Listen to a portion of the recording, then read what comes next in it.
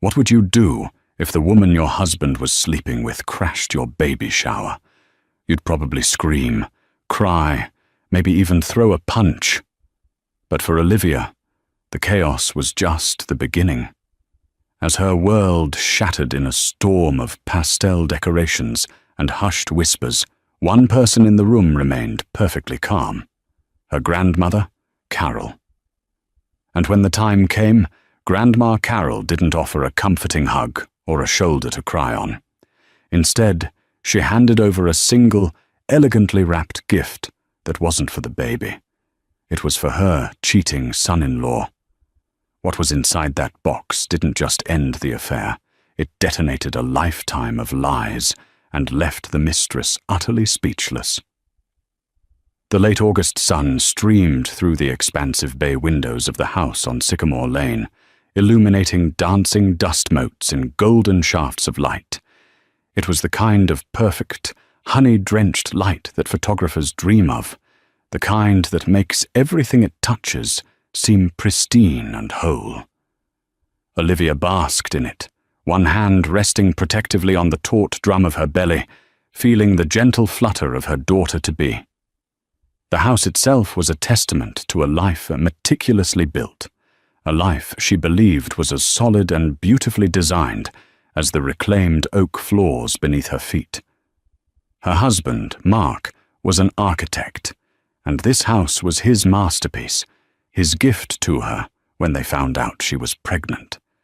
He had called it their forever home. Every line was clean, every window perfectly placed to catch the morning or evening light. He designed the nursery himself, a serene space painted in a soft, muted sage, with a mural of a whimsical forest on one wall. Mark was a man of details, of grand gestures and precise execution. He was successful, handsome, the kind of man whose confident smile could calm any storm, or so she thought. Lately, the storms had been brewing just under the surface. Tiny, almost imperceptible shifts in their shared atmosphere. The late nights at the office became more frequent, attributed to a demanding new project downtown, a skyscraper that was set to be the jewel in his firm's crown. The texts he sent during the day grew shorter, the loving emojis replaced with perfunctory okays and on my way. When she'd try to broach the subject, gently probing if he was stressed or overwhelmed, he'd flash that brilliant, disarming smile. "Just pushing to get this done before our little girl arrives, Liv," he'd said just last week, kissing her forehead. "I want to be able to take a whole month off, completely unplugged, just the three of us." The promise was so beautiful, so exactly what she wanted to hear, that she pushed her anxieties down, chalking them up to third trimester hormones. Every pregnant woman felt insecure, didn't she? It was a cliché for a reason. So she focused on the baby shower. Her sister, Sophie, had taken the lead, a whirlwind of energy and organizational prowess. The theme was a storybook beginning. Guests were asked to bring their favorite children's book to start the baby's library. Tiny sandwiches were cut into stars and moons. The punch was a sparkling pink, and a 3-tiered cake decorated with characters from classic tales served as the centerpiece on the dining room table. The whole house smelled of sugar, vanilla, and the heady scent of the peonies her mother, Helen, had brought from her garden. Friends and family filled the space with warmth and laughter. Her colleagues from the art gallery where she worked as a curator brought thoughtful, creative gifts. Mark's mother, Barbara, a woman who always seemed to carry an air of detached judgment, even managed a thin, approving smile as she handed Olivia a box containing an antique silver rattle that had been in their family for generations. And then there was her grandmother, Carol. At 82, Carol was the undisputed matriarch of the family, a former high school principal. She possessed a quiet, observant intelligence that missed nothing. She didn't speak often, but when she did, Her words carried weight. She sat in a comfortable armchair by the fireplace, her silver hair styled in a neat coif, her posture impeccable. She hadn't brought a gift for the baby. Instead, a single, medium-sized box wrapped in plain, heavy navy blue paper sat at her feet. It was conspicuously different from the pastel-hued mountain of presents piling up on the designated gift table. When Olivia had asked her about it earlier, Carol had simply patted her hand. "This one is for a different occasion, dear," she'd said, her eyes holding a look Olivia couldn't quite decipher. Patience. Mark was playing the part of the doting father-to-be to perfection. He mingled effortlessly, his hand frequently finding the small of Olivia's back, his voice booming with pride as he showed off the nursery he'd designed. He had to leave for a bit, he'd explained apologetically. A quick, unavoidable meeting with a contractor on site at the new building. "It's Saturday, Mark," Olivia had whispered, a flicker of disappointment passing through her. "I know, baby, I'm so sorry. I promise I'll be back before you open the big gifts." "I wouldn't miss that for the world," he'd promised, sealing it with a kiss that felt both public and performative. She watched him leave, the sleek lines of his silver Audi disappearing down the sun-dappled street. A tiny cold knot formed in her stomach, an unwelcome guest at the otherwise joyful party. Sophie, ever perceptive, appeared at her side with a glass of pink lemonade. "Don't you worry about him," she said, her voice a low, fierce whisper. "Today is about you and my little niece. He can deal with his concrete and steel some other day." Olivia smiled, grateful for her sister's unwavering loyalty. She took a sip of the sweet, bubbly drink and let the warmth of the room wash over her, pushing the cold knot down, burying it under layers of laughter, friendship, and the promise of a new life. She smoothed her hands over her dress, a flowing periwinkle blue that matched the color of the hydrangeas on the mantel. Everything was perfect. The sun was shining. Her baby was safe and sound inside her. The lie was still intact, sun-drenched and beautiful, and for a few more precious moments, she was allowed to live within it. The party was in full swing, the initial buzz of arrivals settling into a comfortable, happy hum. Laughter echoed from the living room as one of Olivia's cousins told an animated story. In the kitchen, her mother and aunts debated the merits of various sleep-training methods. Olivia sat on the plush sofa, a fortress of pillows tucked behind her back, feeling like a queen reigning over her happy kingdom. She ran her fingers over the embossed cover of a first-edition copy of Goodnight Moon, a gift from an old college friend. The doorbell rang, a sharp, intrusive chime that cut through the gentle noise of the party. Sophie, who was collecting empty plates, frowned. "Is someone late? I thought everyone was here." She set the plates down and headed for the door. Olivia craned her neck, expecting to see a smiling, apologetic friend holding a gift bag. Instead, she saw Sophie's body stiffen in the entryway. The welcoming smile on her face vanished, replaced by a mask of cold disbelief. Sophie didn't step aside to let the person in. She blocked the doorway, a silent, formidable guard. A voice, crisp and confident, sliced through the air. "I'm here for the party. For Mark and Olivia." The voice was unfamiliar. A woman stood on the threshold, and she was the stark antithesis of the soft, celebratory atmosphere inside. She wore a tailored crimson dress that was more suited for a boardroom or a cocktail bar than a sunny afternoon baby shower. Her heels were impossibly high, her dark hair pulled back in a severe glossy ponytail. She held a single, long-stemmed white lily in one hand, a flower more commonly associated with funerals than births. Silence rippled outwards from the door as guests began to notice the standoff. Conversations faltered. The happy hum died, replaced by a tense, expectant quiet. "I'm sorry. I think you have the wrong house," Sophie said, her voice dangerously low. The woman laughed, a short, sharp sound devoid of any real humor. "Oh, I have the right house. This is Mark's masterpiece, isn't it? He's told me all about it." She craned her neck, her sharp eyes scanning the interior, taking in the decorations, the guests, and finally settling on Olivia. A slow, predatory smile spread across her perfectly painted red lips. "There she is." She pushed past a stunned Sophie and walked into the living room as if she owned it. The air crackled. Every eye in the room was fixed on her. She walked directly towards the center of the room, her heels clicking an aggressive rhythm on the oak floors. "Olivia," she said, her voice resonating with an unnerving familiarity. "I'm Jessica. I work with Mark. He talks about you all the time." The name, Jessica, pricked at Olivia's memory. It was a name she'd seen on late-night texts on Mark's phone, a name he'd brushed off as just my project manager, coordinating things. The knot in Olivia's stomach from earlier returned, coiling into a venomous snake.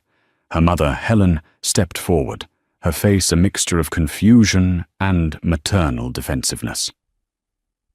"This is a private party. I think you should leave." Jessica ignored her completely. Her gaze was locked on Olivia. "I just had to come. A baby. It's such a momentous occasion. I couldn't let it pass without offering my congratulations in person." She extended the white lily. "For you." Olivia stared at the flower, its waxy petals seeming to mock the joyful peonies and roses that filled the room. Her hand, which had been resting on her belly, felt cold. This woman wasn't a colleague. A colleague didn't show up uninvited to a baby shower dressed for combat. A colleague didn't look at the pregnant wife of her boss with an expression that was a toxic cocktail of pity and triumph. "Who are you?" Olivia's voice was barely a whisper, but in the dead silent room it sounded like a shout. "I told you," Jessica said, her smile widening. "I'm Mark's colleague, his very, very close colleague." She let the words hang in the air, each one a drop of poison. "We spend a lot of time together. Long nights, early mornings. You know how demanding that skyscraper project is." The implication was thick and suffocating. The room felt suddenly hot, the air too thin to breathe. Sophie moved to Olivia's side, her hand gripping her sister's shoulder. "Get out," Sophie hissed at Jessica, her eyes blazing. "Get out of my sister's house, right now!" Jessica's composure finally cracked, just a little. A flicker of something raw and desperate showed in her eyes. This wasn't just a power play. It was an act of a woman who felt she had a claim to stake. "This isn't just her house," Jessica retorted, her voice rising. "This is Mark's house too. And Mark and I have a life that you people know nothing about. A real life. Not this storybook charade." She gestured around the room, at the pastel decorations and the smiling faces that were now frozen in shock and horror. The storybook beginning theme suddenly felt like a cruel joke. Across the room, Olivia saw her grandmother, Carol, while everyone else was staring at Jessica. Carol's gaze was fixed on Olivia. Her expression wasn't one of shock or anger. It was one of profound, heartbreaking validation, as if a suspicion she had long harbored had just been confirmed in the most brutal way possible. She gave a slow, almost imperceptible nod. Not to Olivia, but to herself. The gears were turning behind her clear, intelligent eyes. The spell of silence broke. Mark's mother, Barbara, let out a scandalized gasp. Olivia's friends began whispering furiously, but it was Jessica's next words that shattered the fragile remnants of Olivia's world. "He was with me last night, Olivia," Jessica announced, her voice ringing with vindictive clarity. "And the night before that, he tells me he loves me. He tells me he feels trapped here. He was supposed to leave you after the baby was born. But I'm tired of waiting." The venomous snake in Olivia's stomach struck. The room tilted violently, the sun-drenched light splintering into a million painful shards. The faces of her friends and family blurred into a watercolor wash of pity and disgust. The only thing in focus was this woman, this stranger who had walked into her home and casually detonated her life. The lie was no longer sun-drenched. It was exposed, ugly, and crawling in the light. The world narrowed to a roaring in Olivia's ears. Jessica's words echoed in the sudden, cavernous silence of the room. "He was with me last night. Tired of waiting. Supposed to leave you." Each phrase was a physical blow, knocking the air from her lungs, making her feel as though the floor had dropped out from beneath her. She gripped the arm of the sofa, her knuckles white, her body trembling. This couldn't be real. It was a nightmare, a fever dream brought on by too much sugar and the oppressive August heat. But Jessica was still there, standing defiant in her blood-red dress, a smug, self-righteous glint in her eyes. She was real. The pain was real. Sophie recovered first, her shock morphing into pure, unadulterated rage. She took a step towards Jessica, her hands clenched into fists. "You have 5 seconds to get out of here before I physically throw you out onto the lawn." "Try it," Jessica sneered, not backing down an inch. "I think Mark would be very interested to hear how his family treats me, the mother of his other child." A collective gasp swept through the room. The air was sucked out of the space, leaving a vacuum of pure shock. Other child. The words were impossible. Monstrous. Olivia's hand flew to her own belly, a desperate, instinctual gesture of protection. "You're lying," Olivia whispered, the words catching in her throat. Mark, her Mark, the man who had cried when he first heard their daughter's heartbeat, the man who spent hours assembling a crib because he wanted it to be perfect. He couldn't be this person. He couldn't be this monster. Jessica's expression softened into one of faux sympathy. "Am I? Ask him." "Oh, wait. You can't. He's not here, is he? He's probably on his way to see me, thinking I'm waiting for him at our apartment." She savoured the word. Our apartment. The one he pays for. The one where he doesn't have to pretend. The meticulously constructed facade of Olivia's life was not just cracking. It was being systematically sledgehammered into dust. The late nights, the short texts, the business trips, every little lie she had swallowed, every doubt she had suppressed, rushed back with the force of a tidal wave. She felt foolish, naive, a child who had believed in a fairy tale while living in a house of cards. "That's enough!" Her mother's voice was sharp, cutting through the haze of Olivia's disbelief. Helen moved to stand between Olivia and Jessica, a mother lion protecting her wounded cub. "Whatever business you think you have here, it's over. This is a celebration of new life, and you are not welcome." "This is about a new life, all right," Jessica said, her voice dripping with meaning. She placed a hand on her own flat stomach. "I'm not pregnant yet, but we've been trying. Mark wants a son." The cruelty was breathtaking. To say such a thing in this room, on this day, was an act of psychological warfare. It was designed to inflict the maximum possible pain, to not only destroy the present, but to poison the future as well. It was at that moment that the front door opened again, and this time it was Mark. He walked in, a smile on his face, holding a small, gift-wrapped box. "Sorry I'm late, the traffic was—" He stopped dead. His eyes widened as he took in the scene, the silent, staring guests. Sophie, who looked ready for murder. His mother, pale with shock. Olivia, her face ashen and streaked with silent tears, and in the center of it all, Jessica, standing like a vengeful statue. The color drained from his face. Panic, raw and undisguised, flashed in his eyes. He looked like a cornered animal. "Jessica," he choked out. "What are you doing here?" "I was just congratulating your wife," Jessica said, her tone saccharine sweet. "We were all getting acquainted." Mark's eyes darted around the room, frantically trying to assess the damage. He took a step towards Olivia, his hands outstretched. "Liv, honey, this is not what it looks like. She's unwell. She's been obsessed with me for months. This is all just a fantasy." The lie was so bald, so pathetic, that it was almost laughable. After everything Jessica had said, this was his defense, that she was a deranged stalker?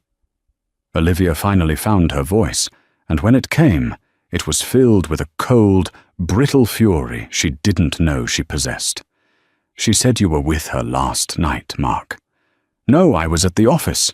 I told you, this new project is—" "I called your office at midnight," Sophie shouted, her voice shaking with rage. "I had a question about the gift registry.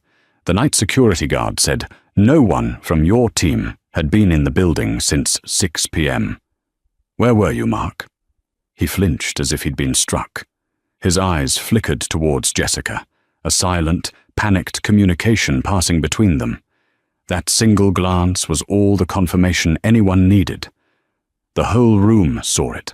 The betrayal was complete, undeniable, and playing out under the cheerful "A Storybook Beginning" banner that was still hanging, mockingly, over the fireplace. Mark's composure crumbled. The charming, confident architect dissolved, revealing a weak, deceitful man beneath. "Olivia, we can talk about this later," he pleaded, his voice cracking. "Please, not here. Not now." "There is no later for us, Mark," Olivia said, the finality in her own voice surprising her. The pain was still a raging inferno inside her, but through it a strange, chilling clarity was emerging. "She said you have an apartment together. She said you want a son with her." Mark stared at her, his mouth opening and closing, but no words came out. He was exposed, stripped bare of all his lies in front of her friends, her family, his own mother. Jessica, seeing her victory, stepped forward to deliver the final blow. "Tell her, Mark. Tell her about our plans.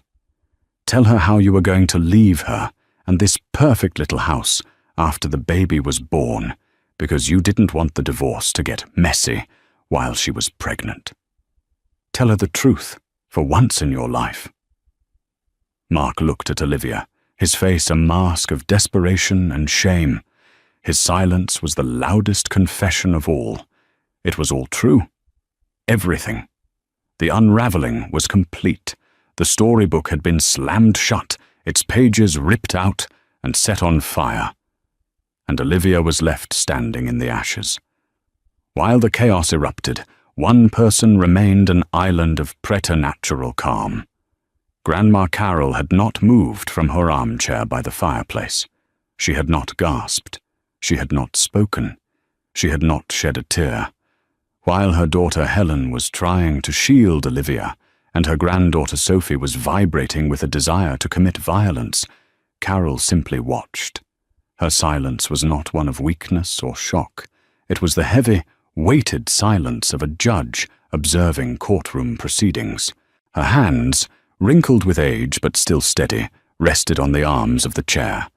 Her gaze, sharp and discerning behind her gold-rimmed glasses, moved from face to face, absorbing every detail, every lie, every flicker of guilt and pain.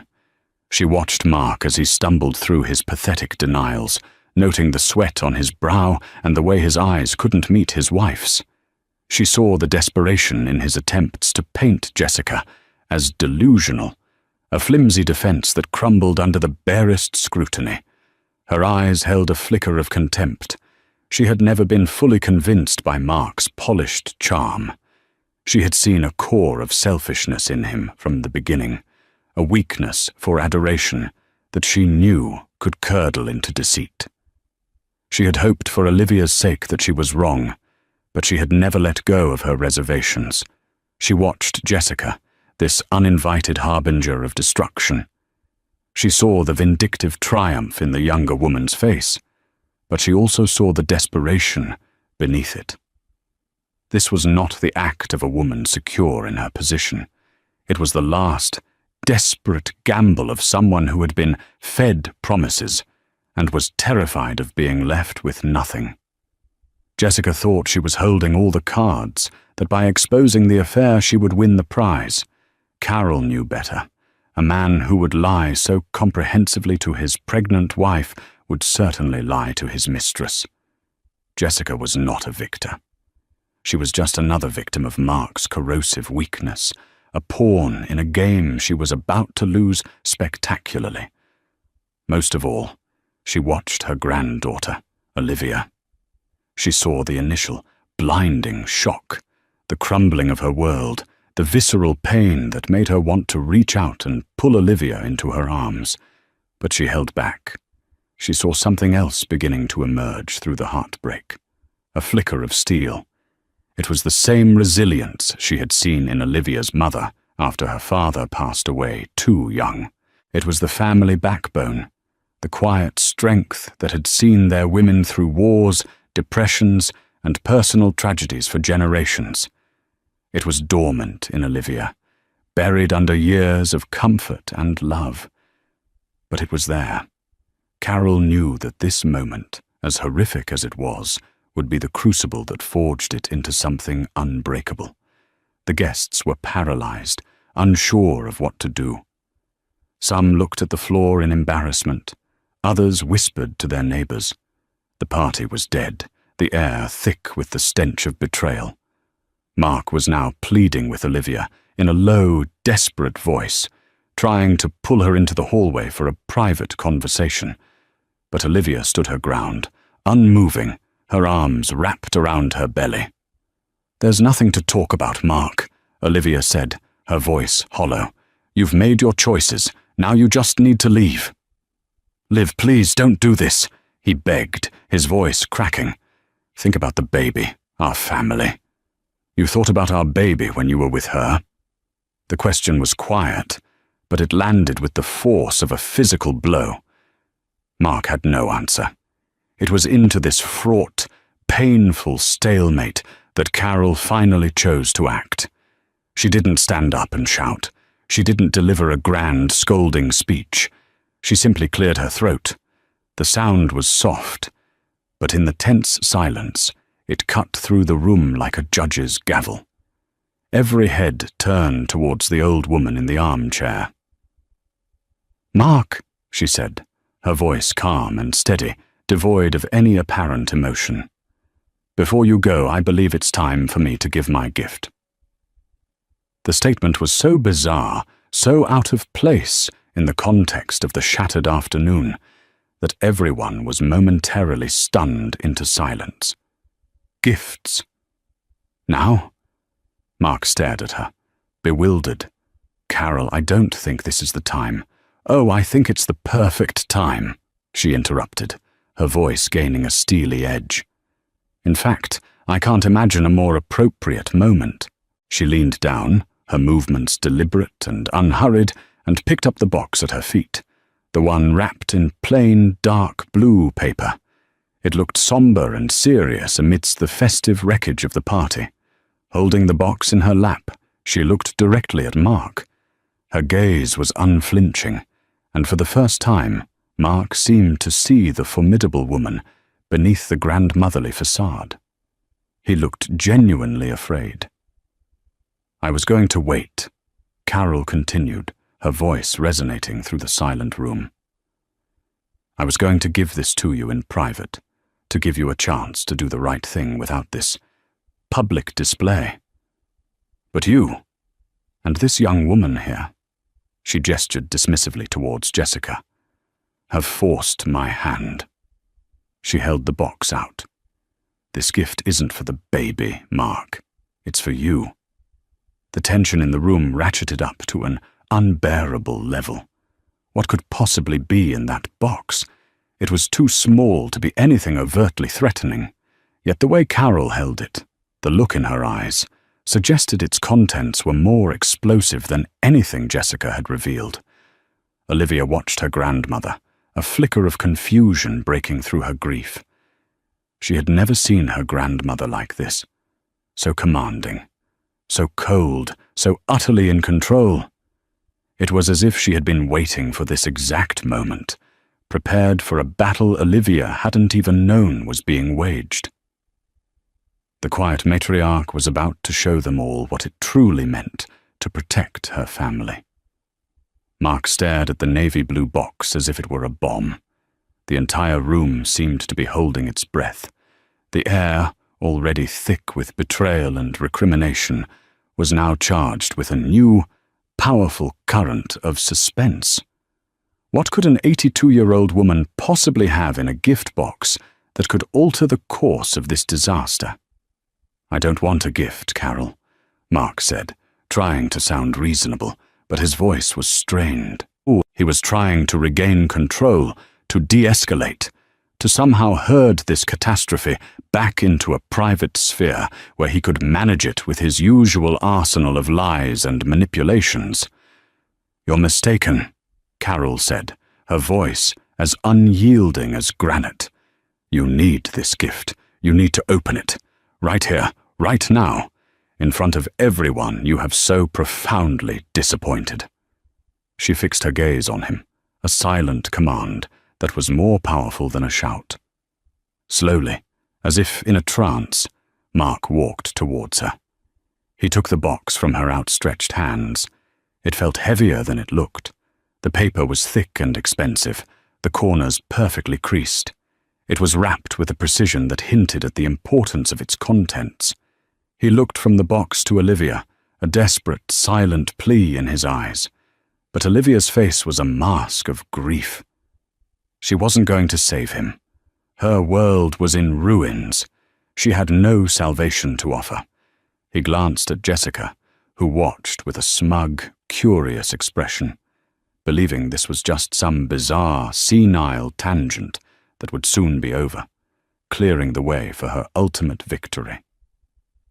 She had no idea she was a mere spectator in a drama whose climax had been authored by the quiet old woman in the armchair. With trembling fingers, Mark fumbled with the ribbon. It came undone with a soft hiss. He tore at the paper, his usual suave composure completely gone, replaced by a clumsy, nervous haste. He lifted the lid off the box. The room was so quiet that the faint rustle of tissue paper sounded like a roar. Inside, nestled on a bed of dark grey tissue, was not a watch, or cufflinks, or any other typical gift for a man. It was a handsome, dark green leather folio, embossed with a simple, elegant M.R.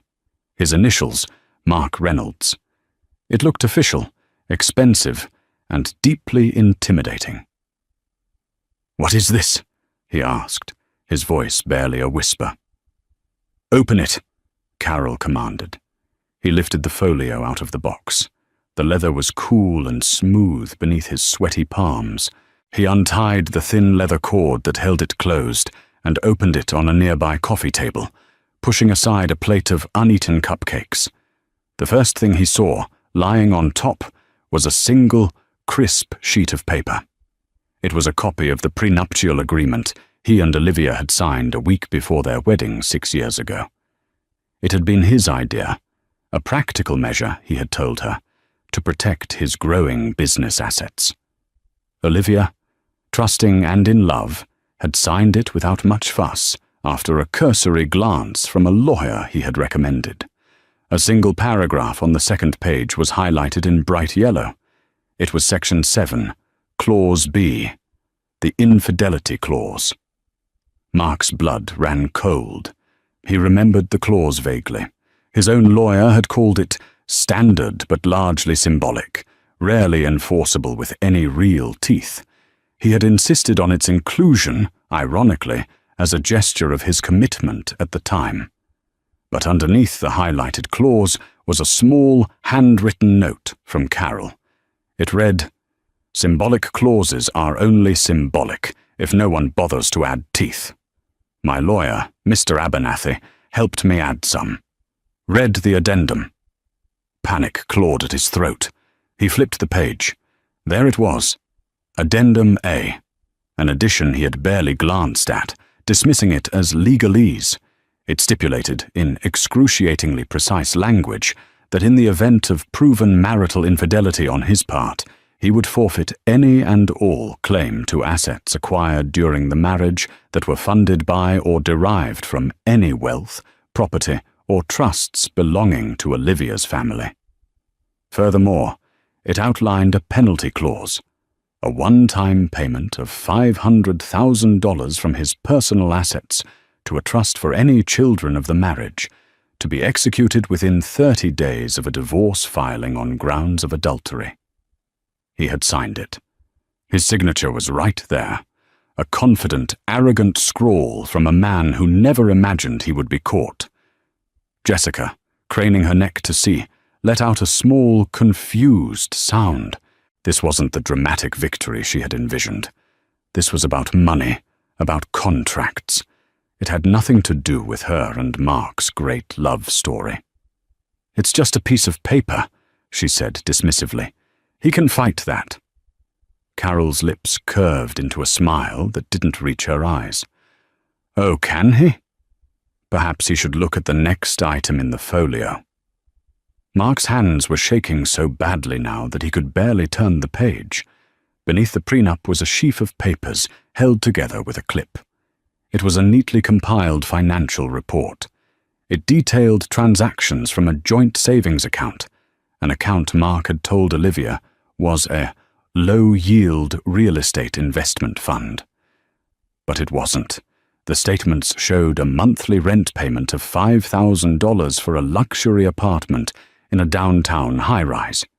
They showed charges from Tiffany & Co. for a diamond tennis bracelet, the very bracelet Jessica was wearing. They showed airline tickets for 2 to the Caribbean, hotel receipts from a boutique hotel in Napa Valley, and a dozen other extravagant expenses, all time-stamped over the past 18 months.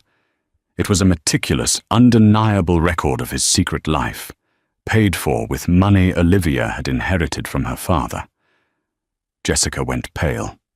The triumphant smirk vanished from her face. The bracelet on her wrist suddenly felt like a lead weight. The Our apartment she had so proudly announced was funded by the very woman she had come to humiliate. But Carol wasn't finished. The gift had another layer. "There's more, Mark," she said, her voice soft but laced with ice. "Keep going." Beneath the financial statements was a thick, glossy envelope.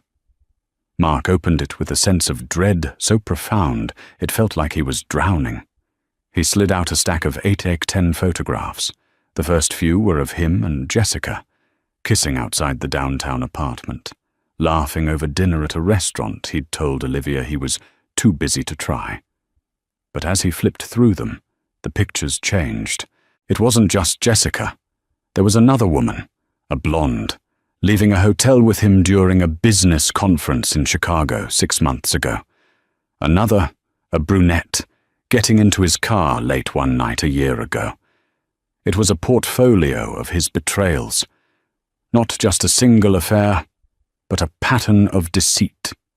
A private investigator's report was attached, detailing dates, times, and locations with chilling accuracy. Jessica stared at the photos of the other women, her face a mask of utter disbelief.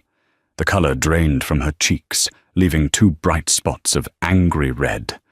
Her great love story, the foundation upon which she had built her righteous indignation, was a lie. She wasn't his one true love, destined to replace the wife. She was just the latest in a series. She was a fool. The final item in the folio was the most devastating of all. It was a single, official-looking document. The deed to the house. The beautiful house on Sycamore Lane that Mark had designed, his masterpiece, his gift to Olivia. The deed clearly stated that the property had been purchased not with Mark's money, but with funds from a trust established by Olivia's late grandfather. Carol was the trustee. Mark's name was on the deed, but only as a spouse residing in the property. And tucked behind it was another document, already signed by Carol as trustee, and only awaiting Olivia's signature to be executed, a quitclaim deed, transferring the property wholly and solely into Olivia's name. The house wasn't his masterpiece. He was just the architect. The foundation he stood on, both literally and figuratively, belonged to Olivia. He was a guest in his wife's home. The gift was complete. It wasn't a present. It was a judgment. It was a meticulously prepared, legally binding cage that had just sprung shut. The silence in the room was absolute, a crushing weight that seemed to bend the very air. The only sound was the ragged, panicked breathing of Mark Reynolds.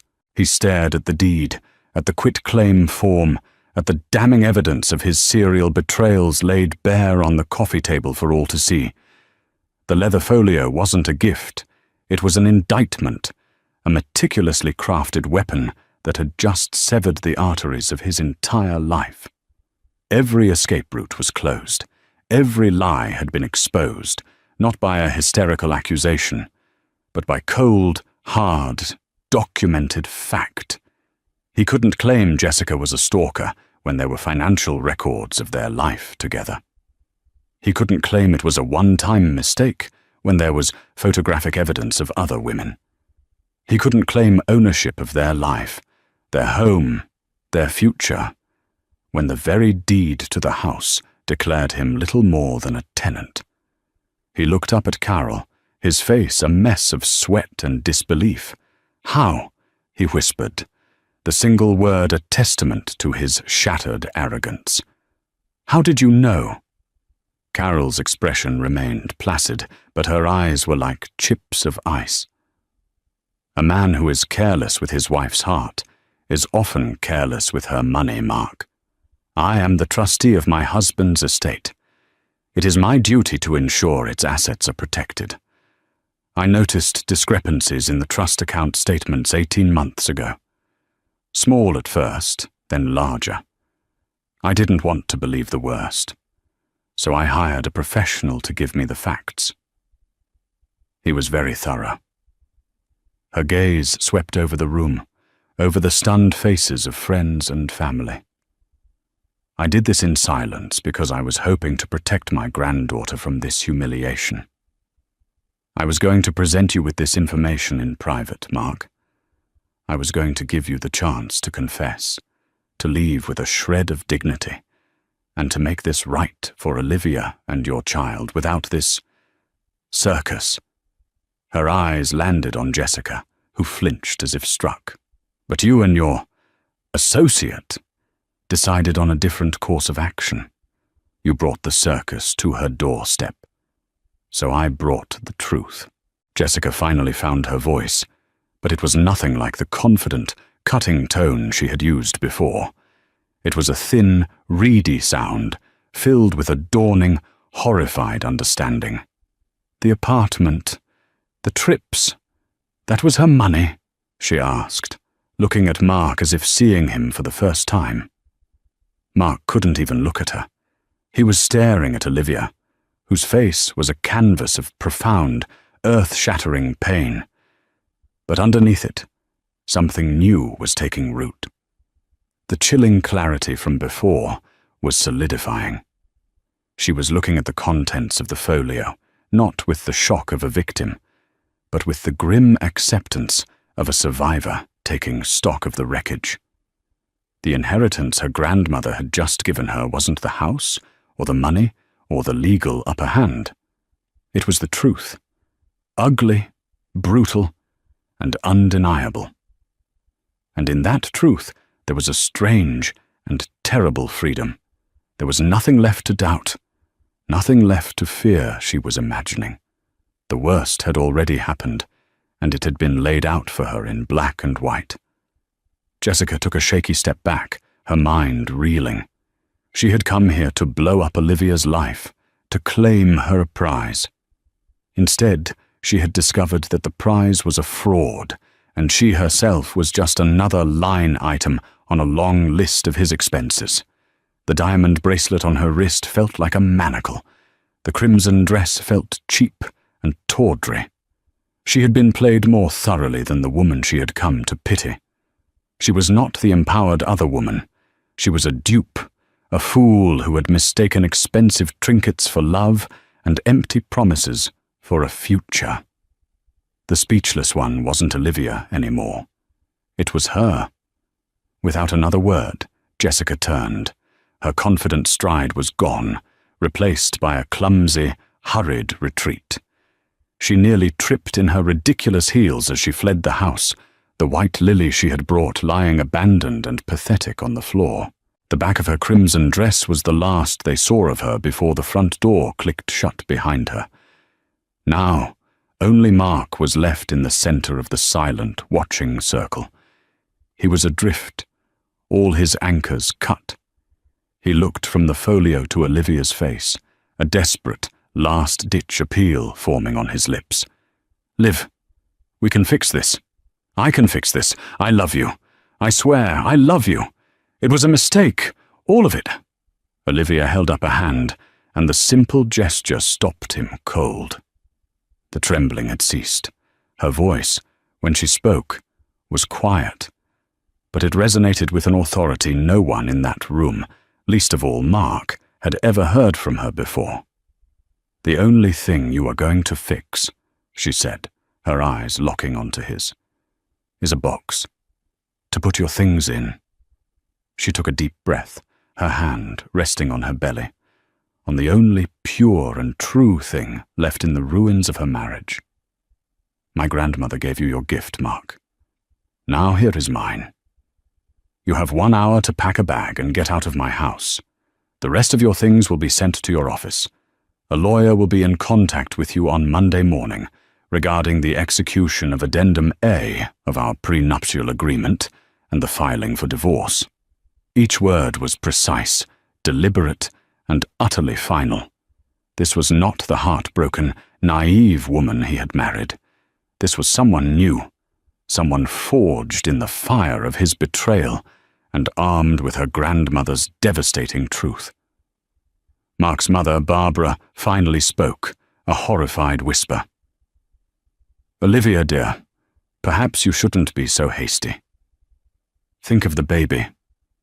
Olivia's head snapped towards her mother-in-law. "The baby is the only thing I am thinking of, Barbara. I am thinking about raising my daughter in a home that is not built on a foundation of lies. I am thinking about teaching her that a woman's value is not determined by a man's fidelity. And I am thinking that she will be better off with one honest parent than with two, one of whom is a stranger." She turned her gaze back to Mark. It was cold, clear, and empty of any of the love it had once held for him. "Your hour starts now," she said. And then she turned her back on him, a final, irrevocable act of dismissal. The storybook was over. A new, unwritten one was about to begin. Mark stood frozen for a long moment, the collective gaze of the room pressing down on him. He opened his mouth, then closed it. There was nothing left to say. No lie was grand enough to cover this, no apology deep enough to bridge the chasm that had opened between them. Defeated, he turned and walked stiffly towards the staircase, his footsteps echoing the hollow beat of his own downfall. As soon as he was out of sight, a wave of motion broke the spell in the living room. Sophie rushed to Olivia's side, wrapping her in a fierce hug. Her mother, Helen, was close behind, her face wet with tears as she stroked her daughter's hair. Friends quietly began to clean up, gathering plates of untouched cake and deflating balloons, their hushed movements a respectful effort to restore some semblance of order to the chaos.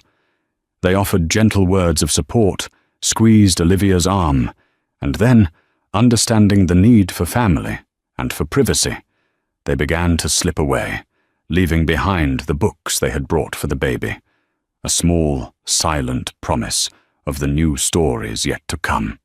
Mark's mother, Barbara, lingered awkwardly for a moment before approaching Carol. "You knew," she accused, her voice a low hiss. "You knew, and you let this happen." Carol looked up from her armchair, her expression unreadable. "I didn't let anything happen, Barbara. Your son made his choices, over and over again. I simply made sure that when the consequences arrived, they would land on him, not my granddaughter." With a quiet finality, Carol stood up, signaling the conversation was over. Barbara, flushed with anger and shame, turned and left without another word. Soon, only the 4 women remained: Olivia, her sister, her mother, and her grandmother, standing together in the sun-drenched room that was now irrevocably and solely Olivia's. The air was thick with unspoken emotions, with the ghosts of the life that had just ended. Olivia finally let out a long, shuddering breath, the kind that comes after the crying is done. She felt strangely empty, scoured clean by the ferocity of the afternoon. The pain was still there, a deep, aching wound, but the frantic panic had subsided, replaced by a stark, quiet reality. She walked over to her grandmother, who was now standing by the bay window, looking out at the manicured lawn. "You knew," Olivia said. It wasn't an accusation like Barbara's. It was a statement of fact, a dawning realization of the silent, protective watch her grandmother had kept over her. Carol turned to face her, her eyes soft, with a love that was as fierce as it was quiet. "I suspected," she corrected gently. "And I did what was necessary to protect you and your future, even from the man you chose to love. Sometimes, dear girl, the greatest act of love is preparing for the worst, even while you hope for the best." She reached out and placed her hand on Olivia's cheek. "Your grandfather built a life for us with his hands and his mind. He wanted to make sure his legacy would protect the women in his family, not be squandered by the foolishness of men. He would be so proud of the strength you showed today." Upstairs, they could hear the sound of drawers opening and closing, the muted thuds of Mark packing his bag. Each sound was a small death, the end of a shared joke, a memory, a future that would never be. Tears pricked at Olivia's eyes again, but these were different. They were tears of grief for what she had lost, but also tears of gratitude for what she still had, the unwavering love of her family. "What do I do now?" she whispered, the question aimed at her grandmother, at her mother, at the universe. Sophie squeezed her hand. "Now? Now we make tea. Then we pack up all this baby stuff, and we return anything that reminds you of him. And then we start over. One day at a time. We'll be here for all of them." An hour later, Mark came down the stairs, carrying a single suitcase. He looked smaller, diminished, the swagger and confidence stripped away, leaving only a hollow shell. He paused at the bottom of the stairs, looking at the 4 women who stood as a united front. His eyes sought out Olivia's one last time. "Liv," he began, his voice hoarse.